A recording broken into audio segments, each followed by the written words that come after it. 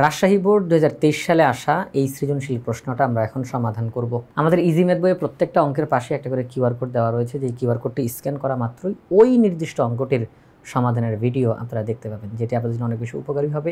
তাই আশা করব সবাই ইজি ম্যাথ বইটি সংগ্রহ করে ফেলবেন ইনশাআল্লাহ। রাজশাহী বোর্ড 2023 সালে যে সৃজনশীল প্রশ্নটি এসেছে তার উদ্দীপকে কিছু তথ্য দেওয়া রয়েছে। যেমন এখানে বলা হয়েছে cosec a minus cot A equal to 1/x, এটা একটা তথ্য। এরপরে বলা হয়েছে sine theta plus √3 cos theta equal to 2, এটা আরও একটা তথ্য। এবং এখানে যে থিটা আছে, এই থিটা হচ্ছে সূক্ষ্মকোণ। তারা পাশে বলে দিছে যে থিটা সূক্ষ্মকোণ, অর্থাৎ থিটার মান যে কোনো একটা মান বসাইলে হবে না, থিটা সূক্ষ্মকোণ। ওকে, তাহলে উদ্দীপকে এই দুইটা তথ্য দেওয়া, এই দুইটা তথ্যকে ব্যবহার করে আমাদেরকে প্রশ্নগুলো সমাধান করতে হবে। আমরা ধারাবাহিকভাবে সবগুলো প্রশ্নেরই সমাধান করব। প্রথমে আমরা ক নাম্বার প্রশ্নটার সমাধান করব। ক নাম্বার প্রশ্নে কি বলা হয়েছে? ক নাম্বার প্রশ্নে বলা হয়েছে x ইকুয়াল টু 2 হলে কোসেক এ প্লাস কট এ এর মান নির্ণয় করো। তাহলে আমাদের উদ্দীপকে একটা তথ্য দেওয়া আছে cosec a minus cot A equal to 1/x। আমাদেরকে বলছে cosec a plus cot a এটার মান নির্ণয় করো, এবং তারা বলে দিছে x এর মান 2, x এর মান 2। তার মানে ওই যে x দেখা যায়, ওই যে 1/x, ওই x এর জায়গায় 2 বসাইতে বলা হয়েছে। তাহলে cosec a minus cot A equal two 1/2। এবার কোসেক এ প্লাস কট এ, এটা মাইনাস, আমাদের কাছে প্লাসের মান বের করা। চলেন অঙ্কটার সমাধান করে ফেলি। তাহলে ক নাম্বার প্রশ্ন আমরা সমাধান করতে এসে প্রথমে তথ্যটা লিখে নিলাম। উদ্দীপকের তথ্য দেওয়া আছে cosec a minus cot A equal to 1/x। তাহলে এই যে x এর মান 2, সেটা আমরা এখানে লিখলাম cosec a minus cot A equal two 1/2। আমাদেরকে বলছে কোসেক এ প্লাস কট এ তার মান নির্ণয় করো। তো এখানে তো আর কোসেক এ প্লাস কট এ নাই, তাহলে আমরা উভয় পক্ষের সাথে, এটাকে বাম পক্ষ এটাকে ডান পক্ষ, উভয় পক্ষের সাথে কোসেক এ প্লাস কট এ এটাকে গুণ দিই। অর্থাৎ যে করেই হোক cosec a plus cot a এটার আগমন ঘটাবো অঙ্কের মধ্যে, কারণ এটার মান লাগবে তো আমার। তো এটাকে আগে অঙ্কের মধ্যে আমরা আনার চেষ্টা করব। কোসেক এ প্লাস কট এ উভয় পক্ষের সাথে আমরা গুণ করলাম। আচ্ছা, এখন দেখেন আমরা দেখতেছি যদি কোসেক এ কে এ ভাবি আর এটাকে বি ভাবি, তাহলে a plus b into a minus b, a plus b into a minus b, এখানে half into cosec a plus cot a. তো এই যে a plus b a minus b আমরা ভাবতেছি, তাহলে এটা এ স্কোয়ার মাইনাস বি স্কোয়ারের সূত্র হইতে পারে। তাহলে cosec square a minus cot square a equal to half into cosec a plus cot a. দেখেন cosec square a minus cot square a তার মান হচ্ছে 1, এরকম নির্দিষ্ট মান, এটা সূত্র cosec square a minus cot square a equal to 1। আচ্ছা, এই যে হাফ এখানে গুণ আকারে আছে, এই হাফ যদি এই সাইডে আসে তাহলে ভাগ হবে। এই পাশে আগে থেকে 1 আছে, এই হাফ গুণ আকারে এটা এই সাইডে আসলে ভাগ হবে। দেখেন এই ভাগটা যদি উল্টায় তাহলে হবে গুণ, এই 1/2 উল্টায় যাবে, তাহলে আলটিমেটলি রেজাল্ট হবে 2। আলটিমেটলি রেজাল্ট কত হবে? 2 হবে। তাহলে এই হাফটা এখানে গুণ, এই সাইডে এসে ভাগ হয়ে উল্টায় গিয়ে 2 হয়ে গেল। তাহলে cosec a plus cot A equal two 2, cosec a plus cot A equal two 2, answer বের হয়ে গেছে। অথবা আপনারা চাইলে একটা কাজ করতে পারেন যে স্যার আমরা তো এই সূত্র মুখস্থ আছে আমাদের, cosec square a minus cot square A. Okay fine, আপনারা এটাও ব্যবহার করতে পারবেন। আপনারা বলতেই পারেন cosec square a minus cot square a equal to 1, এটা আমরা জানি। মানে অঙ্কের শুরুতে আপনি জাস্ট তথ্যটা লিখবেন, উদ্দীপকের তথ্যটা লিখলেন। এইবার আপনি অঙ্কটা নিজে থেকে শুরু করেন। আমরা জানি cosec square a minus cot square a equal to 1, তাহলে আমরা এটাকে a square minus b square ওই চিন্তা করে আমরা বসাইতে পারি cosec a plus cot a, cosec a minus cot, মানে এটাকে ভেঙে লিখলে এরকম হয়। তাহলে cosec a plus cot a, cosec a minus cot a এটার মান হচ্ছে হাফ, আমাদের অঙ্কের মধ্যে দেওয়া আছে এটার মান হাফ। পরবর্তী লাইনে গিয়ে কোসেক এ প্লাস কট এ রয়ে গেল, এই যে হাফ এখানে গুণ ওই সাইডে গেলে হবে ভাগ, তাহলে 1 ভাগ হাফ। পরবর্তী লাইনে গিয়ে কোসেক এ প্লাস কট এ, এই হাফটা উল্টে গেলে হবে গুণ, তাহলে এই 1/2 উল্টে যাবে, তাহলে আলটিমেটলি রেজাল্ট হবে cosec a plus cot A equal two 2। তাহলে cosec a plus cot A equal two 2। আপনি এইভাবে করে অঙ্কটা করে ফেলতে পারেন। তাহলে দুই পদ্ধতি আমি অঙ্কটা দেখাই দিলাম, আপনারা এইভাবে করে করতে পারবেন, ছেলে ওইভাবে করে করতে পারবেন। এখানে সরাসরি আমরা প্রথমেই সূত্র না এনে আমরা করলাম কি, যে আমাদের যেই তথ্য দেওয়া আছে সেই তথ্যকে ব্যবহার করে আমরা অঙ্কটা করার চেষ্টা করলাম। যে কোসেক এ প্লাস কট এ অঙ্কের মধ্যে নাই, তাহলে তাকে আনার চেষ্টা করি, উভয় পক্ষে আমরা সেটা দিয়ে গুণ করলাম, তাহলে সে চলে আসছে, গুণ হয়ে এটা সূত্র, সূত্রের মান, এরপর অঙ্কের রেজাল্ট। এইভাবে করে করতে পারেন, চাইলে এইভাবে করে অঙ্কটা করে ফেলতে পারেন। তাহলে ক নাম্বার অঙ্কটা করা শেষ। আমরা এখন খ নাম্বার অঙ্কের দিকে তাকাই। খ নাম্বার প্রশ্নে কি বলছে, 1 নং থেকে প্রমাণ করো যে cos a equal to x square minus 1 divided by x square plus 1। দেখেন 1 নংয়ে যেই তথ্যটা দেওয়া cosec a minus cot a equal to 1/x, আমরা এই cosec a minus cot a equal to 1/x এটাকে ব্যবহার করে আমাদেরকে প্রমাণ করতে হবে cos a equal to x square minus 1 divided by x square plus 1। আমরা অঙ্কটা করব কিভাবে করে, আমরা অঙ্কটা করব cosec a minus cot a equal to 1/x। মনে রাখতে হবে এখন কিন্তু আমরা x এর মান 2 বসাইতে পারবো না, কারণ x এর মান যে 2 বসাবো এটা কিন্তু কেবলমাত্র ক নাম্বারের জন্য প্রযোজ্য ছিল। এখন কিন্তু x এর মান আর 2 বসানো যাবে না, যা আছে এটাই, এটা নিয়েই আমরা অঙ্কটা শুরু করব। এই তথ্যটা ব্যবহার করেই আমরা এটা প্রমাণ করব, বাম পক্ষ সমান ডান পক্ষ। অঙ্কটা সহজ আছে, চলেন আমরা আমাদের ইজি ম্যাথ বই থেকে অঙ্কটার সমাধান করে ফেলি। তাহলে যেই তথ্যটা দেওয়া সেটা আমরা লিখলাম, এরপর আমরা এটাকে ভাঙব। আমরা লিখলাম cosec a minus cot A equal to 1/x, এটা উদ্দীপকেই দেওয়া ছিল। কোসেক এ তার পরিবর্তে লেখা যায় 1/sin a, কট এ এটার পরিবর্তে লেখা যায় cos a by sin a। দুইটা ভগ্নাংশ, মাঝখানে বিয়োগ চিহ্ন, আমরা হরগুলোর লসাগু করলাম, তাহলে উপরে হয় 1 মাইনাস cos a। উভয় পক্ষকে আমরা বর্গ করলাম। কেন বর্গ করলাম, মনের মধ্যে একটা প্রশ্ন আসতে পারে, কারণ উভয় পক্ষকে যদি আমরা বর্গ করি তাহলে এক্সের উপরে স্কোয়ার আসবে, আর কিছু হোক আর না হোক এক্সের উপরে স্কোয়ার আসবে। আমার প্রশ্নতে কিন্তু এক্সের উপরে স্কোয়ার আছে। উভয় পক্ষকে বর্গ করব, বাম পক্ষকে বর্গ, ডান পক্ষকে বর্গ। ব্র্যাকেটের উপরে একটা স্কোয়ার থাকলে সেই স্কোয়ারটা ব্র্যাকেটের ভিতরের সবার উপরে থাকে, তাহলে অবশ্যই এই স্কোয়ারটা লবের উপরেও যাবে, হরের উপরেও যাবে। আমরা তাহলে স্কোয়ারটাকে একটু আলাদা আলাদা করে দিই, লবের উপরেও দিই, হরের উপরেও দিই। 1 minus cos a whole square divided by sine square 1/x square.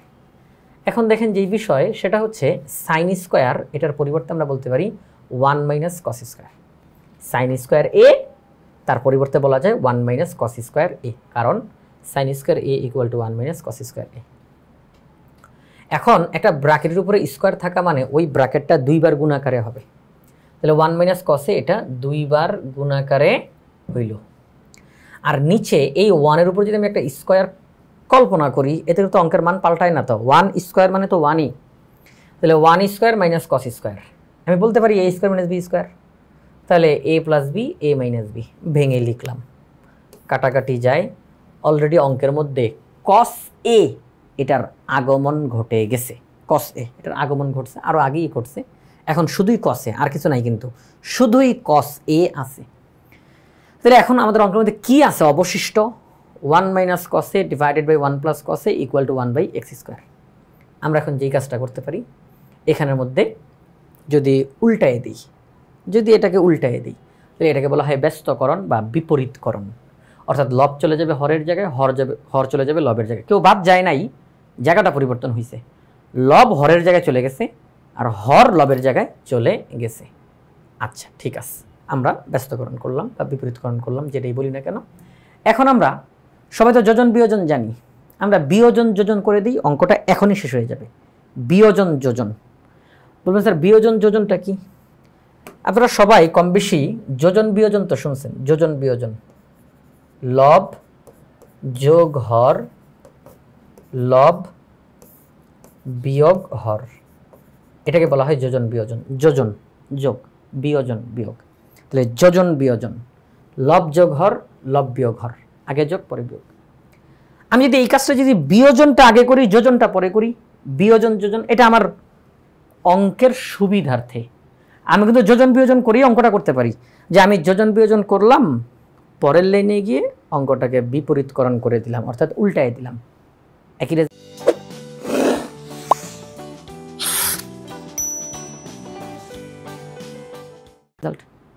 আমি এখন বিয়োজন যোজন আগে কেন করতে চাইতেছি, উদ্দেশ্যটা কি?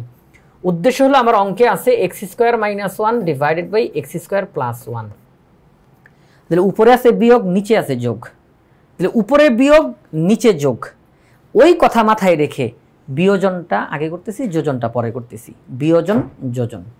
তাহলে সেই ক্ষেত্রে আমরা এখানের মধ্যে বলতে পারি যে বিয়োজন যোজন, লব লব বিয়োগ হর,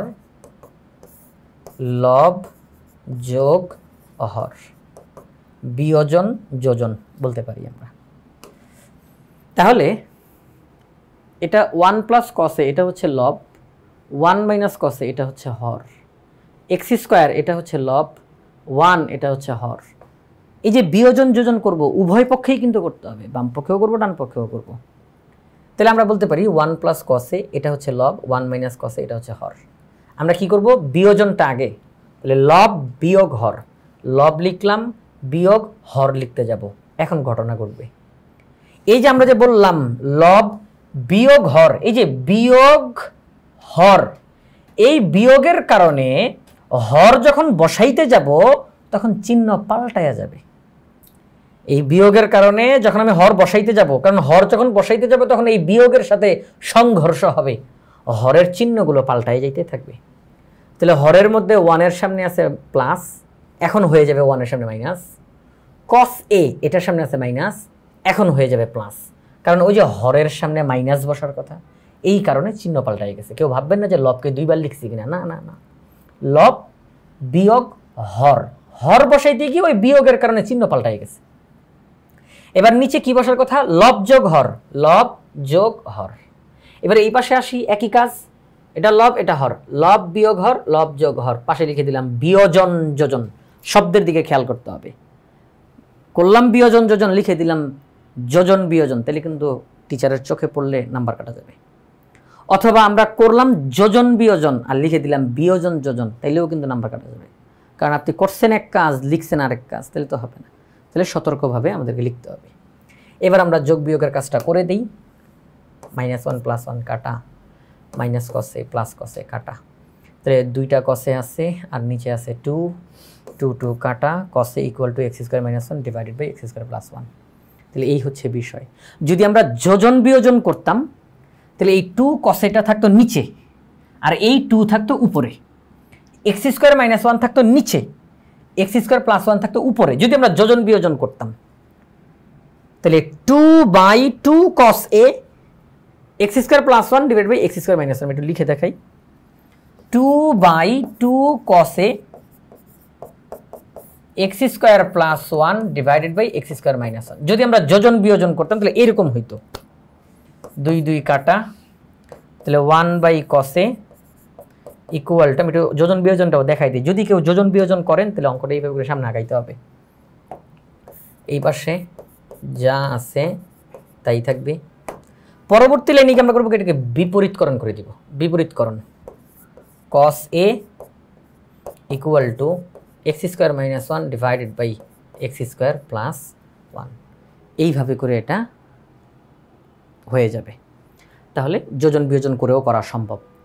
তাহলে আমরা আমাদেরকে যেটা বলছিল, প্রমাণ করো যে, উদ্দীপকের 1 নং তথ্য ব্যবহার করে প্রমাণ করো যে cos a equal to x² - 1 divided by x² + 1, এটা প্রমাণ হয়ে গেছে। আমরা অঙ্কটা সম্পূর্ণটা করতে করতে করতে করতে এক পর্যায়ে রেজাল্ট এটা চলে আসছে, অঙ্কটা প্রমাণ হয়ে গেল।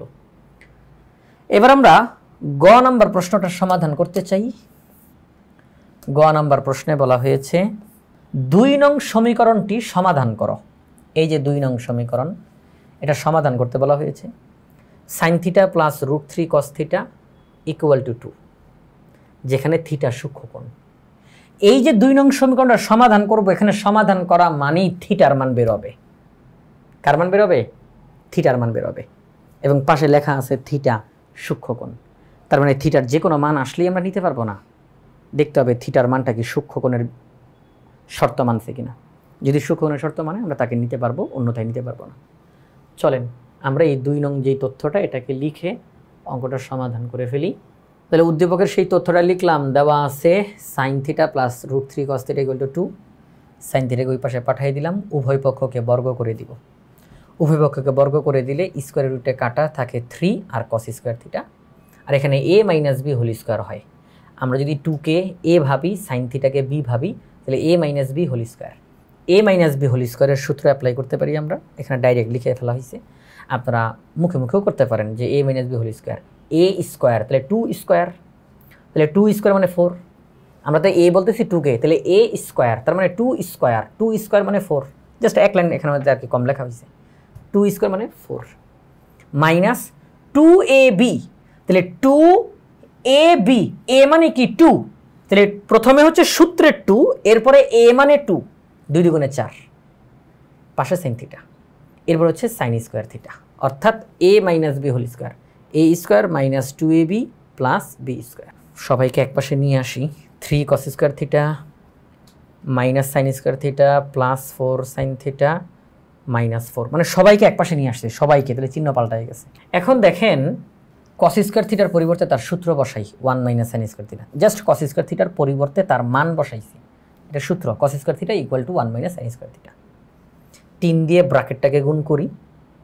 এবার আমরা এখানের মধ্যে একটু যোগ বিয়োগ করে লিখি, -3 sin square θ minus sin square θ একসাথে করলে -4 sin square θ plus 4 sin θ plus 3 - 4 একসাথে করলে -1 = 0। পরবর্তী লাইনে যাই। আমরা এই যে sin স্কোয়ার θ তার সামনে মাইনাস আছে, আমরা মাইনাস রাখতে চাই না, তাহলে বাম পক্ষ ডান পক্ষ উভয় পক্ষকে -1 দ্বারা গুণ করি। উভয় পক্ষকে -1 দ্বারা গুণ করলে সংখ্যা কিছু পাল্টায় না, শুধু চিহ্নগুলো পাল্টায় যায়। মাইনাসটা হয়ে গেল প্লাস, প্লাস হয়ে গেল মাইনাস, মাইনাসটা হয়ে গেল প্লাস, মানে উভয় পক্ষকে -1 দ্বারা গুণ করলাম, উভয় পক্ষকে -1 দ্বারা গুণ করলাম। এবার এই প্রথম দুইটা পদ থেকে কমন নেওয়া যায়। আমরা প্রথম দুইটা পদ থেকে কমন না, এখানে আমরা সূত্রই অ্যাপ্লাই করে ফেলতে পারি, সূত্রই অ্যাপ্লাই করে। আমরা তো কমন নেওয়া যদি 4টা পদ হইতো বা মিডল টার্ম করতাম তাহলে, এখানে আমরা সূত্র লিখতে পারি। আমি একটু লিখে দেখাই, 4 sin square θ minus 4 sin θ plus 1 = 0। পরবর্তী লাইনে আমি লিখতে পারি 2 sin θ whole square minus 2 × 2 sin θ × 1 plus 1 square. দেখেন 2 sin θ কে যদি স্কোয়ার করি, 2 sin θ হোল স্কোয়ার, তাহলে হবে 4 sin স্কোয়ার θ, 2 দুগুণে 4, তাহলে 4 sin θ এবং 1কে স্কোয়ার করলে 1ই হয়। তাহলে আমরা এই লাইনটাকে ভেঙে এরকমভাবে লিখতে পারলাম। তাহলে আমরা এখন বলতে পারি যে এটা যদি হয় a, এটা যদি হয় b, তাহলে a square minus 2ab plus b square, তাহলে a minus b whole square, a minus b whole square = 0, a minus b whole square = 0। পরবর্তী লাইনে গিয়ে একদিকের স্কোয়ার আরেকদিকে চলে গেলে রুট হয়ে যায়, 0কে রুট করলে 0ই হয়। তাহলে বলতে পারি 2 sin θ মাইনাস 1 = 0,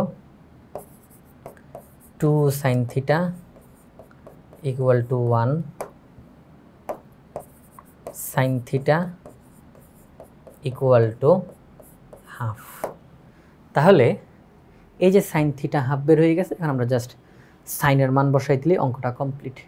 আমি এখানে সূত্রটা মূলত লিখে দেখাইলাম যে এখান থেকে আমরা সূত্রটা লিখতে পারি, একদিকে আরেকদিকে রুট হয়ে গেল, 2 sin θ মাইনাস 1, -1 ওই সাইডে গেলে 1, 2 এখানে গুণ ওই সাইডে গেলে ভাগ। আমি সম্পূর্ণ এরকম করে দেখাইলাম।